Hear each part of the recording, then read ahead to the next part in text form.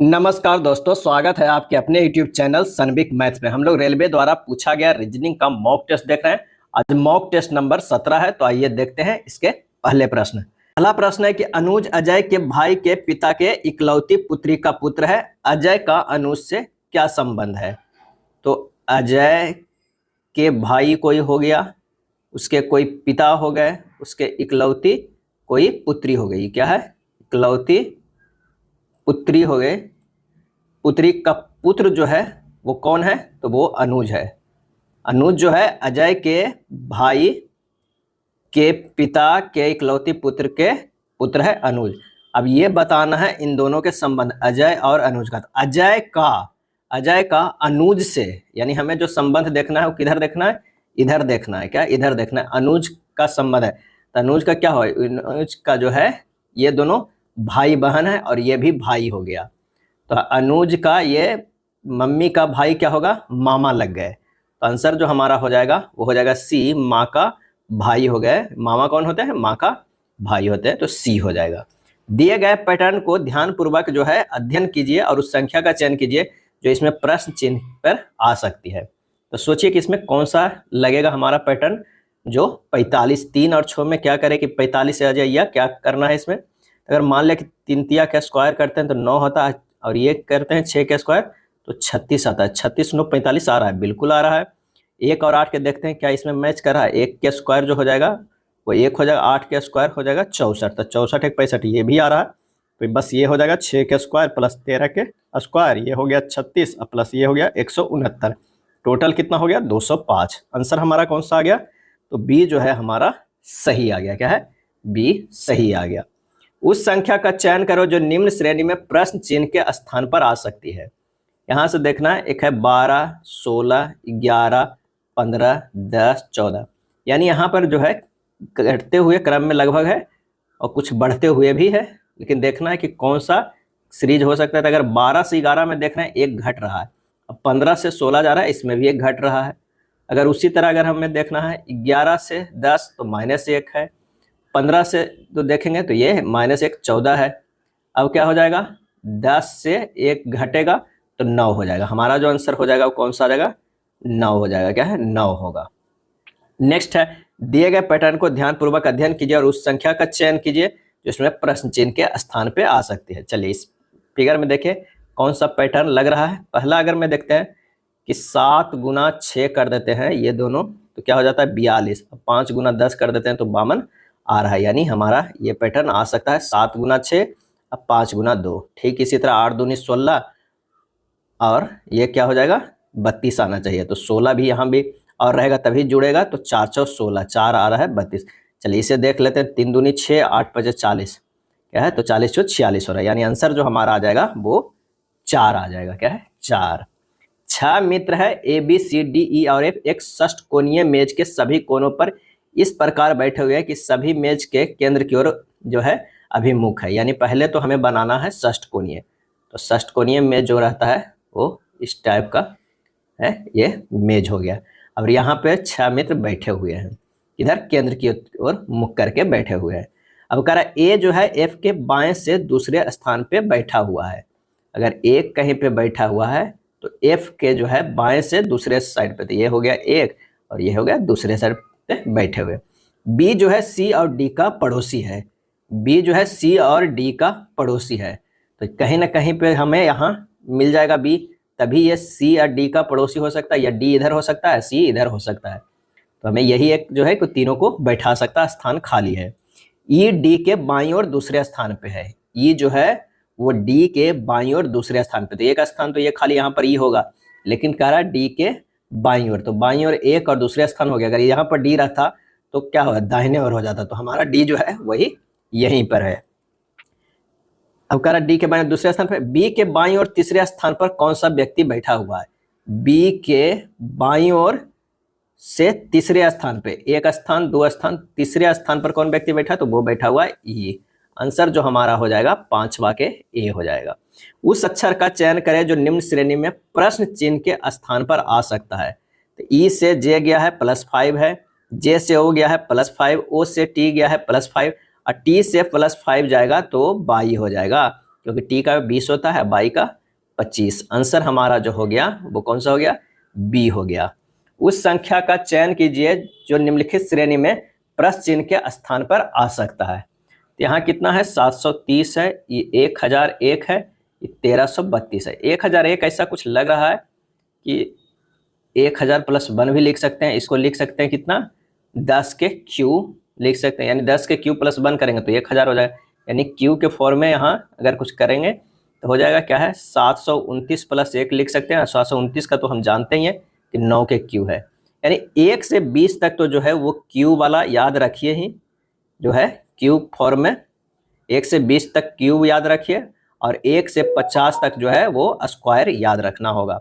अगर आप रखते हैं तो आसान होगा प्रश्न बनाने में। तो यहाँ हमें 9 और 10 का मिल गया है, तो ये कितना का होना चाहिए, तो उम्मीद है 11 का होगा।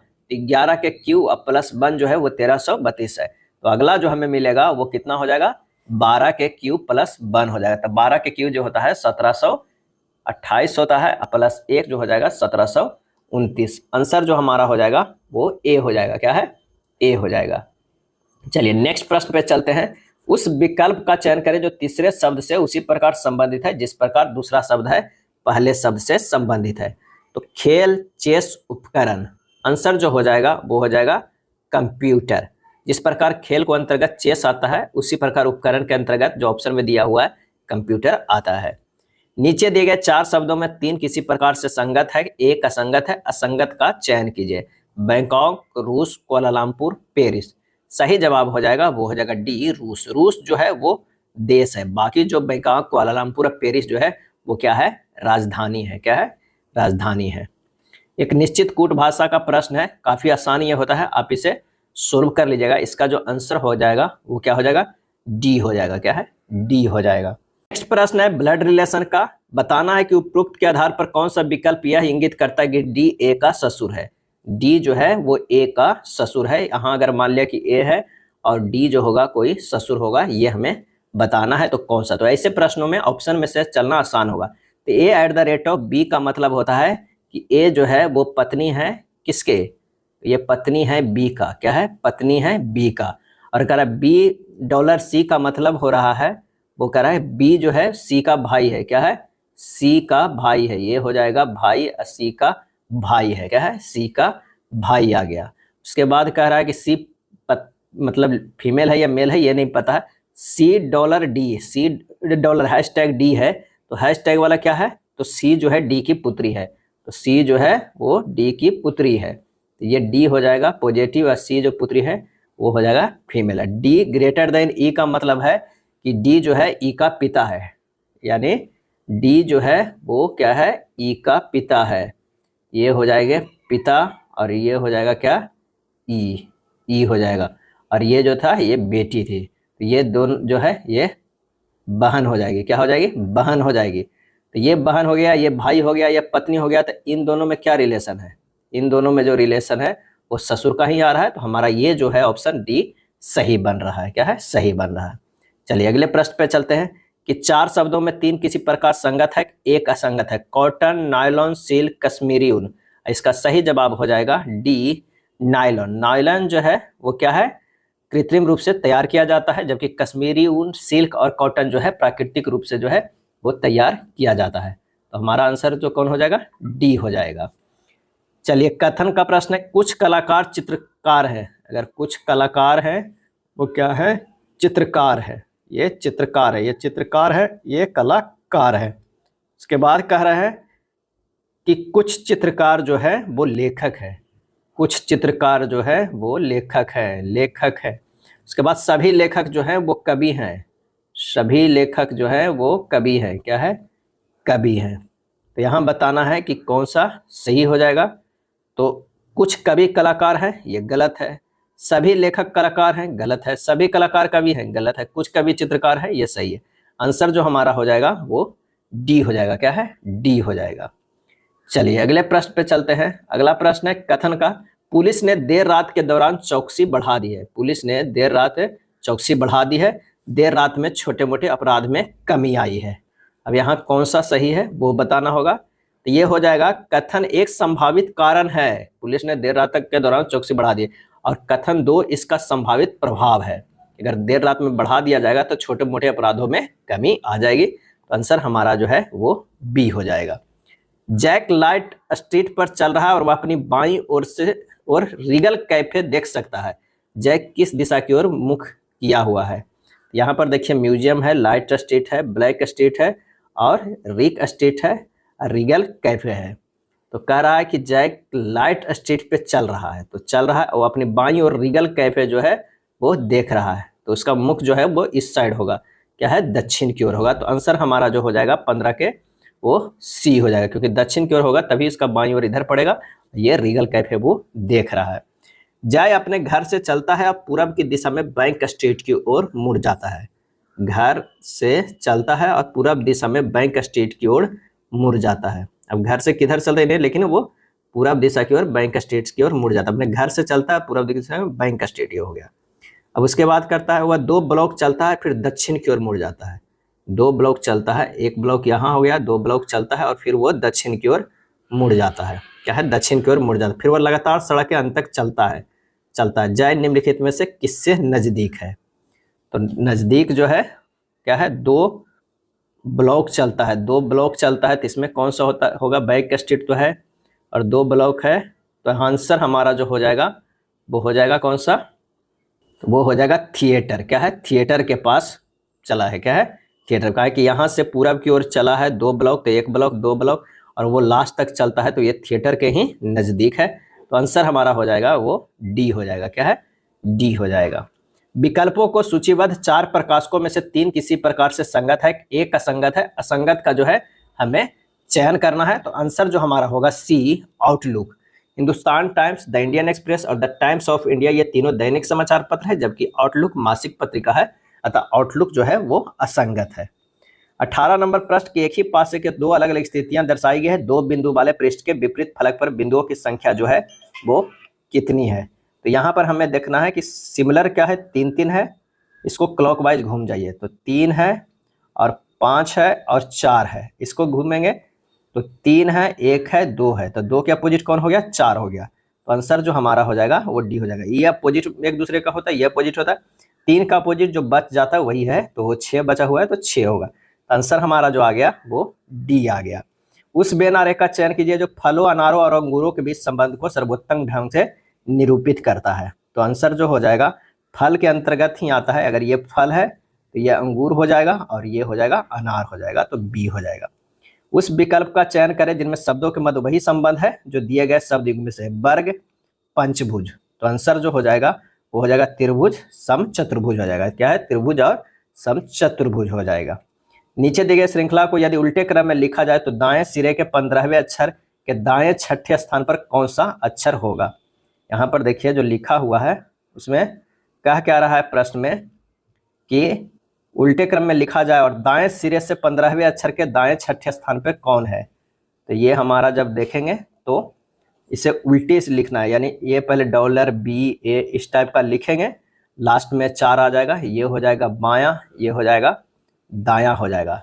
तो दाएं सिरे से 15वां अक्षर देखना है, क्या है, 15वां अक्षर देखना है।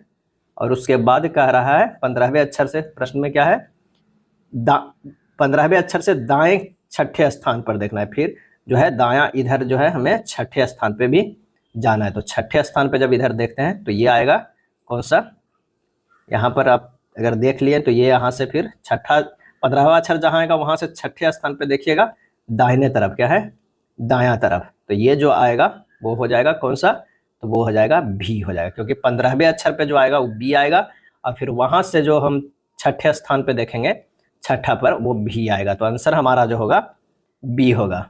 उस विकल्प का चयन करें जो तीसरे पद में उसी प्रकार से संबंधित है जिस प्रकार दूसरा पद पहले पद से संबंधित है। तो यहाँ पर देखिए भी से टी गया है -2, ई से सी गया है -2, आर से पी गया है, आर से पी गया है तो ये -2, और जी से ई गया है -2, टी से आर गया है -2, सब में -2 गया है।